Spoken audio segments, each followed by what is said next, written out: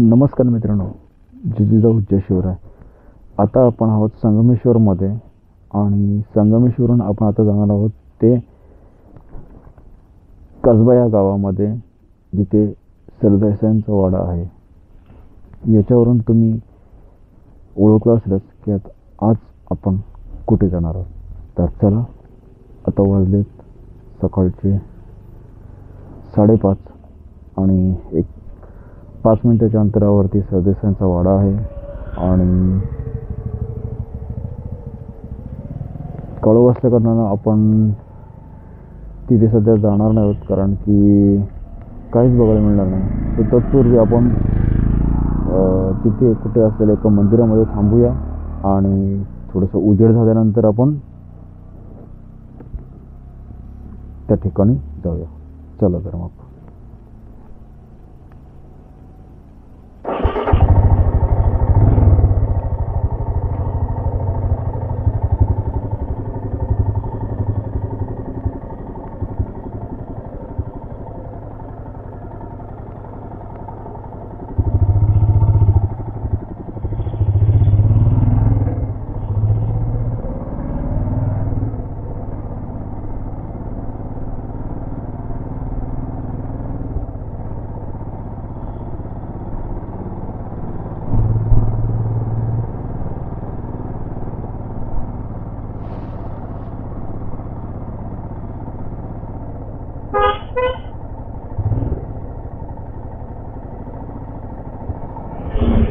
अच्छा, मला वाटलं ती मोठी हेच आली की काय, ट्रक आला की काय.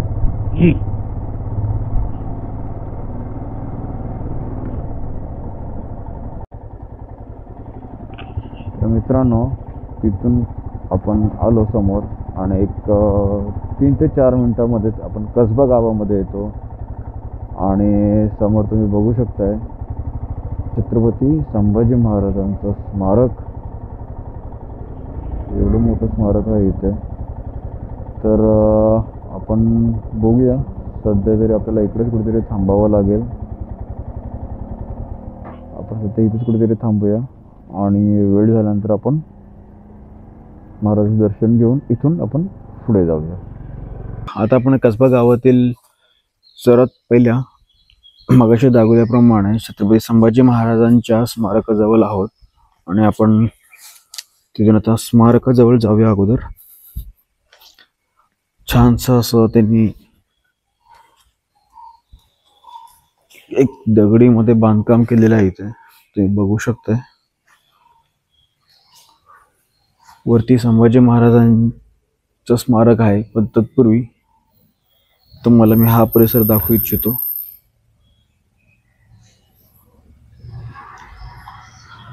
हा असा परिसर आहे आणि वरती जाण्यासाठी इथून वरती जातात. आपण जाऊया वरती.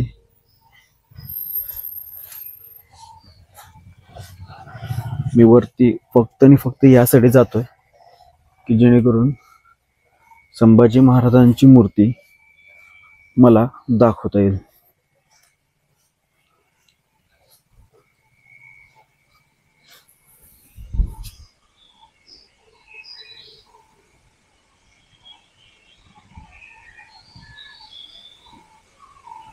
दोन ते 3 मिनिटावरती पुढे आल्यानंतर आपल्याला जो एक दिसतो तो हा छत्रपती संभाजी पथ. आणि तिथून एक फक्त 10 पावलांच्या अंतरावरती आपण पुढे आल्यानंतर आपल्याला डाव्या साईडला पाहायला मिळतो तो म्हणजे हा तो सरदेसाईंचा वाडा, जिथे आपल्या धाकलेधाऱ्यांना मोगलांनी पकडलं. अगोदर तुम्हाला संपूर्ण मी वाडा दाखवतो. तर असा हा वाडा. हा वाडा ना, हा एवढाच वाडा नव्हता.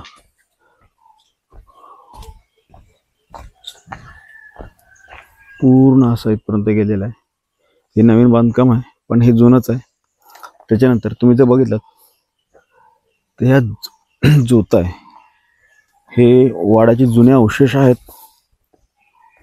आणि तो वाडा हा पूर्ण पार इथपर्यंत पसरला असून तुम्ही हे खांब बघता येतील. हे 3 खांब कदाचित त्यावेळेस देवाच्या देवळीचे खांब असू शकतात, आणखीन काही.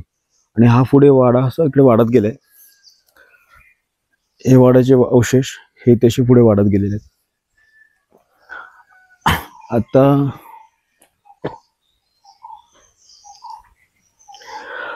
सध्या तरी दरवाजाला बाहेरून कुलूप लावलंय, त्याच्यामुळे आपण आतमध्ये तर जाऊ शकत नाही. पण जर मला काही दाखवता आलं बाहेरून तुम्ही दाखवतो, कारण की याची देखील एक वेळ काळ आहे. फाल्गुन प्रतिपदा फेब्रुवारी 1689 रोजी छत्रपती संभाजी महाराजांना मुकर्रब खानाने गणोजी शिर्के आणि कान्होजी शिर्के यांच्या सहाय्याने याच सरदेसाईंचा वाडा, जो का संगमेश्वर कसबा रत्नागिरीमध्ये आहे, या ठिकाणी पकडलं. तर झालं असं, संभाजी महाराज पन्हाळ्यावरती होते आणि त्यांना बातमी पोहोचली की औरंग्याच्या एका सरदाराने इतिकाद खान यांनी राजधानी रायगडवरती घेरा घातला होता. तेव्हा संभाजी महाराज हे पन्हाळ्यावरून निघाले रायगडच्या दिशेने. वाटा भरपूर आहेत, पण ते पुण्या मार्गाने जर रायगडवरती पोहोचत असते तर त्यांना मध्यस्थी देखील औरंग्याने काही गस्त घालून ठेवली होती की जेणेकरून संभाजी महाराज पकडले जातील. तोच संभाजी महाराजांनी संगमेश्वर कसबा या मार्गे येण्याचं ठरवलं, कारण की ही जागा इतर जास्त कोणाला माहिती नव्हती. फक्त स्वराज्यातले काही चाकरमानी आणि मुख्य अधिकारी होते, ही त्यांनाच ही वाट माहिती होती. पण ही जी वाट होती, ही वाट ही थोडी लांबची वाट असल्या कारणानं त्यांना मध्यंतरी कुठेतरी एक विश्रामाची गरज होती.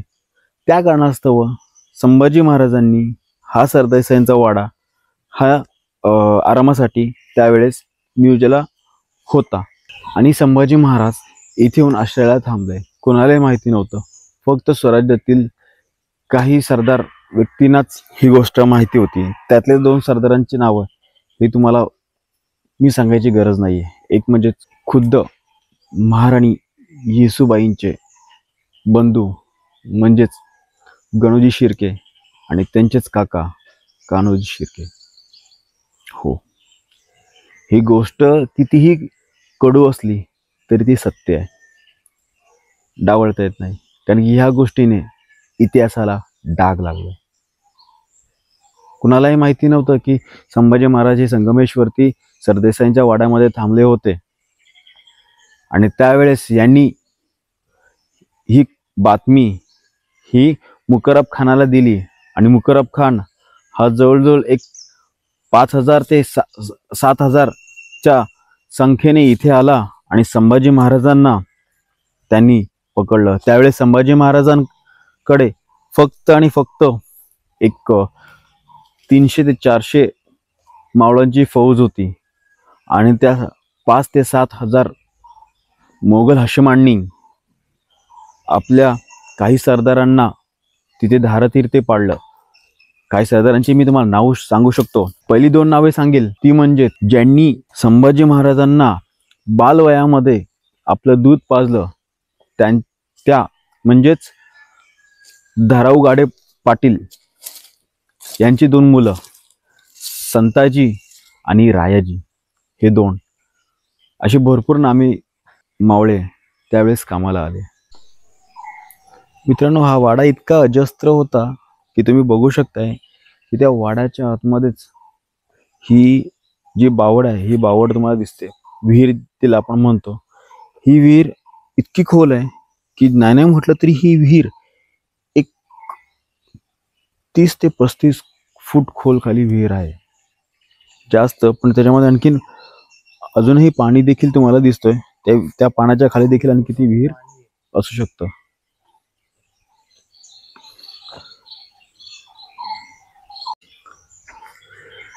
तर मित्रांनो, वाड्याच्या भोवताली ही अनेक मंदिरं होती. आणि त्या मंदिरांची जी मोगलांकडून नासधूस केलेली आहे ती आता आपण त्या मंदिरांकडे जातोय. त्या मंदिरांची, त्या देवांची, त्या वास्तूंची जी तोडफोड केली आहे त्याच्यावरून मला हेच तुम्हाला सूचित करायचं होतं की ही जी लढाई होती ही धर्माची लढाई होती.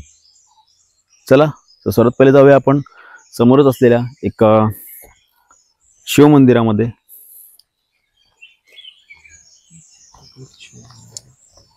तर हे ते शिव मंदिर आहे. तुम्ही बघू शकता प्राचीन शिव मंदिर आहे आणि त्या मंदिरासमोर असलेले नंदी महाराज तुम्ही बघू शकताय. इथे पण आहेत आणि इथे पण आहेत. हे ह्यांच्यावरती घाव केलेला आहे. तसंच जर तुम्ही मंदिरासमोर बघितलात तर हे मंदिर आहे. मी मंदिराच्या आतमध्ये जायचं टाळेन कारण की आतमध्ये मंदिराच्या आतमध्ये वारुळ आहेत, सापाची वारुळ आहेत समोर. त्याच्यामुळं थोडीशी भीती वाटते. तर आम्ही इथूनच परत फिरतोय. तत्पूर्वी आपण बाजूला जे मंदिर आहे तिकडेही जाऊया.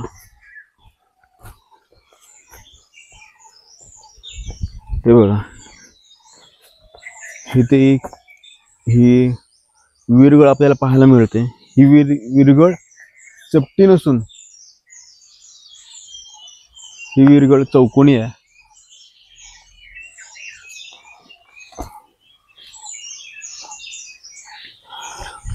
आणि त्याच मंदिरालगत असलेलं एक खाली गेल्यानंतर अजून एक मंदिर. हे मंदिर देखील शंकराचंच मंदिर आहे आणि त्या मंदिरासमोरही असलेला नंदी जर तुम्ही बघितला तर या नंदीची जी अवस्था आहे ती देखील सारखीच आहे.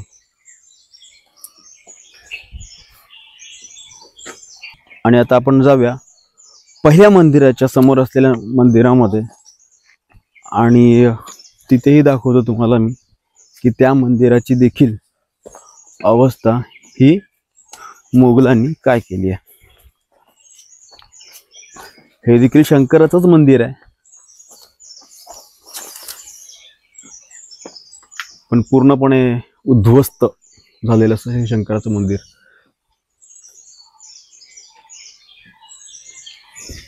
पूर्णपणे उद्ध्वस्त झालेलं असं शंकराचं मंदिर आणि त्याच्यासमोर असलेल्या नंदी, या नंदीची अवस्था देखील तीच आहे.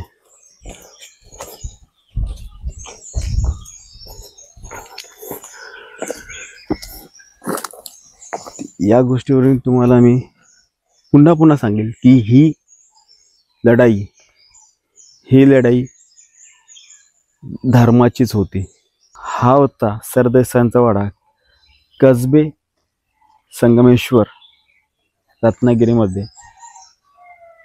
आणि आता आपण पुढे जाणार आहोत की मुकरब खानाने संभाजी महाराज आणि छंदोगामात्यच म्हणजेच त्यांचे जवळचे मित्र, खास मित्र कवी कलश यांना इथून पकडून जे नेलं गेलं ते म्हणजेच पेडगावचा त्यावेळचा बहादूरगड, पण आपण सर्व त्याला बोलतो आपला धर्मवीरगड. तर मित्रांनो, मी जास्त व्हिडिओ हा लांबवत नाही आहे आणि मी इथेच या व्हिडिओची सांगता करतो. कृपया करून व्हिडिओला लाईक करा जेणेकरून तुम्हाला पुढचा व्हिडिओ, कृपया करून व्हिडिओला लाईक करा, चॅनल सबस्क्राईब करा आणि बेल बटन दाबा जेणेकरून पुढची व्हिडिओ तुम्हाला नोटिफिकेशनच्या रूपात तुम्हाला मिळेल. तर आता डायरेक्ट तुम्हाला मिळतो गाडीवरती आपल्या धर्मवीर गडाच्या वाटेवरती. तोपर्यंत जय जिजाऊ, जय शिवराय, जय शंभूराजे.